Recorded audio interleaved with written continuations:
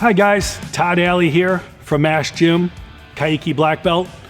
I just want to cover some jiu-jitsu movements that you're going to utilize from day one when you come to train.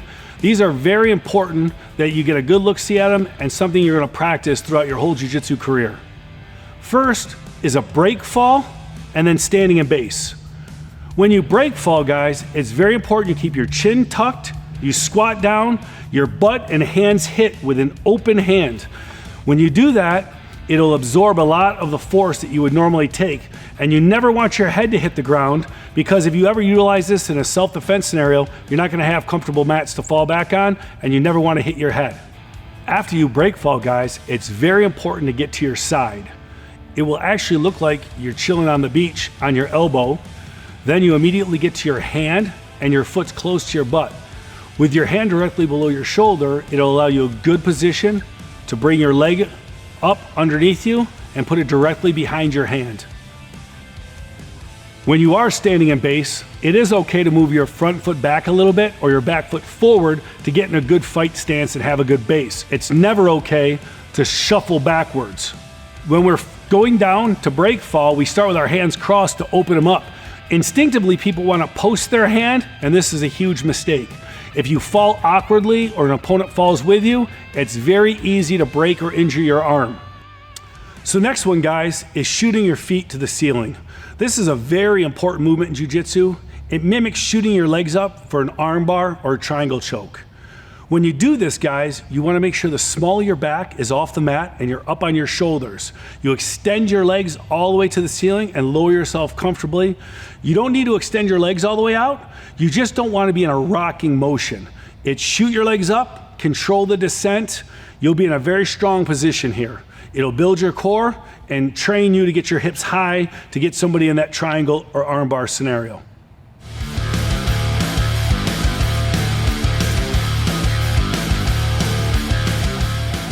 The next movement we're going to talk about is a bridge. I brought my training partner Jason in to demonstrate. So when he lays down, his heels are close to his butt, and he's going to start by pushing his heels down and elevating his hips. When he does this, it'll warm up your hamstrings and your glutes and get a lot of blood into the area. After you've done this a few times, then all of a sudden you're going to reach cross body. So he drives and reaches, pulls his butt back to his heels and comes down and reaches. You go over your shoulder, not onto your neck, and you go back and forth, really reaching. When you come back down, your glutes are back close to your heels every time. The closer they are, the stronger you'll be.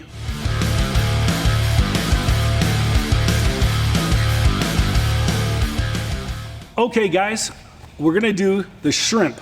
And we're gonna do it from a proper down position or a defensive position. You'll notice Jason's right arm is defending his collar. His left arm is defending his right arm with his elbow in the pocket. He has his left leg out into the mat with his pinky toe heavy, and he's tilted to one side with his right foot tight to his butt. This will give him a lot of power when he elevates his hips to push his hips back to create a lot of space. When you end, you look like you're in a shrimp position, and that's why we call it shrimp, or an elbow to knee escape, depending on which position you're in. When you're here, guys, you can also do it with 2 feet is appropriate, and sometimes you can even use the other foot depending on the scenario that you're in.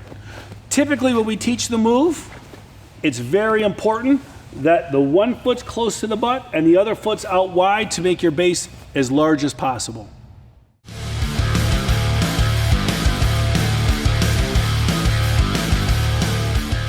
Another thing I want to cover is when we have new people just getting started, to getting in the proper positions. So Jason's going to get into my guard, and we start, and he comes all the way in, sits down so I can cross my feet with good posture. A lot of times I've noticed the person feels very awkward. I'm laying here, I'm like, you got to come here a little closer. He gets here, he puts his hands on the mats, his hips are up too high. You want to base down, good posture, just like that, and let your partner close his legs, and this is a proper closed guard.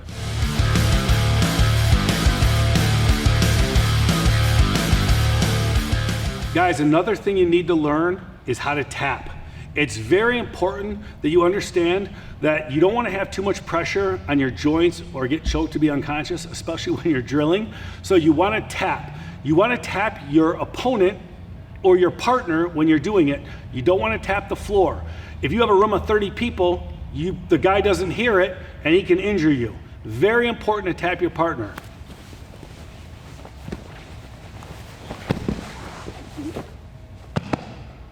Like that. If he taps the ground, guys, maybe I don't hear it, maybe he ends up asleep.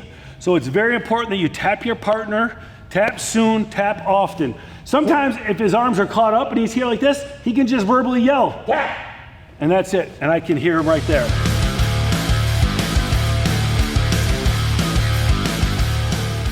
A lot of times in warm-ups we do forward and backward rolls. A lot of times just sitting on our butt we do it as a warm-up.